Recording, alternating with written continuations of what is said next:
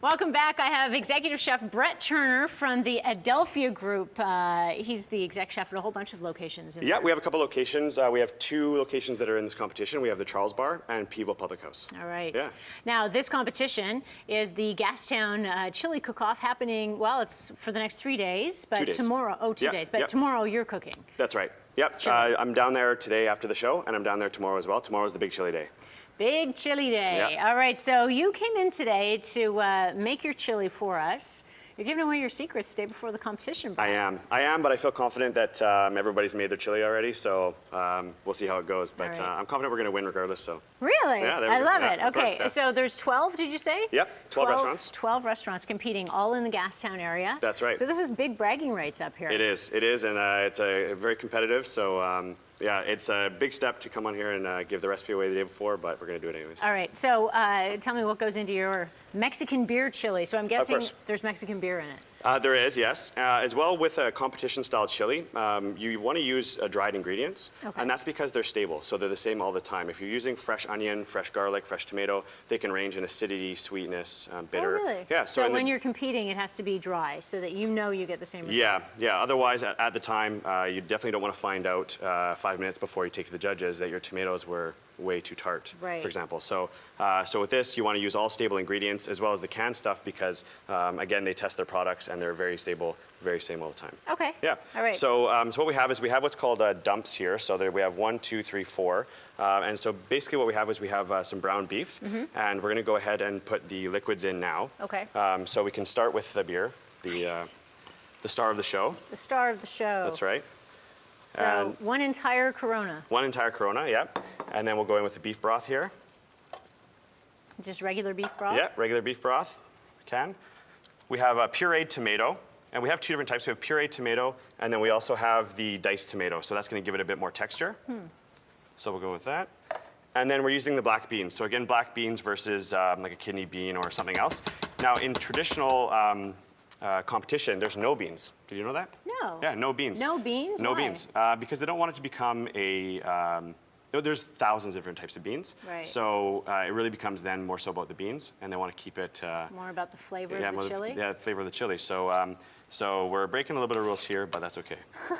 Now, does your competition chili tomorrow have beans in it? It does, yes. Okay. This competition is it's for fun. It's also for charity as well. All so, but yeah, if this was a so serious, you can bend the rules a little. Yeah, if this was a Texas-style serious competition, we wouldn't be putting beans in. So, all right.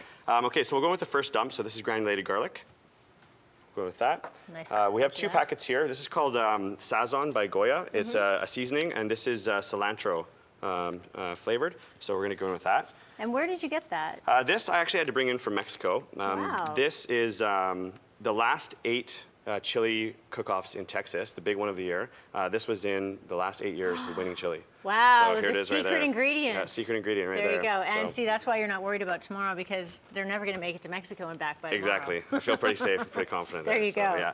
Okay, and then this is just a powdered beef bouillon here. So we'll go in with that. Even though you already put beef Yep, soup that's in. right. Okay. Yep, so this one's the liquid form, that one's the dry form. We've got a tablespoon of paprika, brown sugar, that, granulated onion, and a little bit of salt. So normally what we would do is we would go in with this, and then we would leave it for half an hour in between each dump. Right. And it's important to note as well that you can actually overcook a chili. Some people don't realize that. Some people think, oh, well, put it on for 12 hours, or the longer the better. Right. In fact, that's not the case. You can actually overcook it. The beef can get mushy. It starts to get bitter at a point. So yeah, so you half an hour in between each interval, and then off. All right, well, we're about 30 seconds between each interval. Okay, there we are. That is. So we'll go ahead and, so that was 2 tablespoons paprika. This is black pepper. We have chili powder. So this is dried ancho chili. And this is dried guayulo chili. It's a Mexican-style chili. Again, secret ingredients. That's right. And with the chilies, we have some on display here as well. Chilies are ranked by Scoville unit for their heat. And so they range from 0, which would be like a bell pepper, like a red or yellow pepper, all the way up to 16 million. Which would be pure capsicum, so anywhere in between. So these ones range from about 5,000 Scoville units to 10,000 that we put in today. So the people at the restaurants who think they're super hot saying, I'll have 5 chilies, it's like, no, you want 16 million. Yeah, exactly, exactly. All so right. So this one here, finished with the cumin. You want to put the cumin in at the very end, just before you serve. becomes quite bitter if you boil it too long. Oh, okay. Chili powder, and again, a little bit more paprika. So it has quite a lot of paprika in it. Yep, quite a lot of paprika, chili powder. That's what gives it the depth. Again, with the beer, one of the reasons why we put the beer in is the beer gives it that body. Right. At home, you can substitute chicken stock or vegetable stock. But why would you? Yeah, why would you? Exactly, why would you? So out of these chilies that you have here, which is the hottest? These Thai chilies here, they will range somewhere around anywhere from 75,000 to 100,000 square units. So you definitely don't want to take a bite of that. No. The habaneros, they can go from 16 to about 30,000. Serrano's up around 5, and the poblano is about 2,000. And is it true if you take the seeds out and just eat the flesh part that it's not as hot? That's correct, yeah. The heat is in the seeds. Okay. That's why if you're working with any of those, sometimes people wear gloves. Right. You don't want to rub your eyes especially. No. Yeah, definitely not. I don't want to go anywhere We've near done that them. before Okay. a few times. All right, So, yeah, so this is what it looks like. So basically, we would leave it half an hour Mm-hmm. in between each. But for today's purposes, we have the magic already done one right here. Tip this over and have a look in the camera. There you go. That's what it looks like bubbling away there. That's the Mexican beer chili. Yep. So it shouldn't take more than a couple hours to make. And then the final product is going to look exactly like this. Okay. And so what we'll do is we'll take this and basically scoop it into here. Now, this is where we really break the rules, but given the fact that it's a street festival happening, Right. There's lots of people there, we're going to dress it up because we want to win. Right. So these are little deep fried tortillas. So at home, you can just crunch up some tortilla chips. Nice. So we'll just put those on the top there. And then this right here is smoked cheddar. So the smoked cheddar. Smells delicious. Yeah, it's from Vancouver Island. It's amazing. So we're just going to grate a little bit of this on top here. And that's pretty traditional, is it, having cheese on the top of chili? Again, in competition, no, but a home style, absolutely, Right, yeah. okay. Yeah, absolutely, which is why we're doing it, because we're impressing the people. Yes, we are. Yeah. We are impressed. Okay. All right, can I have a little taste Yeah, of this? go first. Super.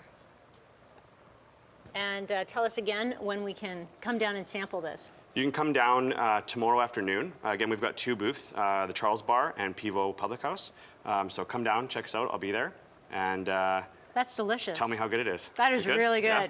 Yeah. I'll have a try here now, as well. this is, I know Sophie Louis is going to be one of your judges, but it also depends on people and tickets and that sort of thing. So the more people come out to support, it's a charity event, as you said. That's right, yeah. And so if you're around downtown Vancouver tomorrow, come on down to Gastown between Cordova and Water Street on Carroll Street. It's on Sunday from 1 to 8. 1 to 8. Yep. Well, there you go. So you can come down and have dinner as well.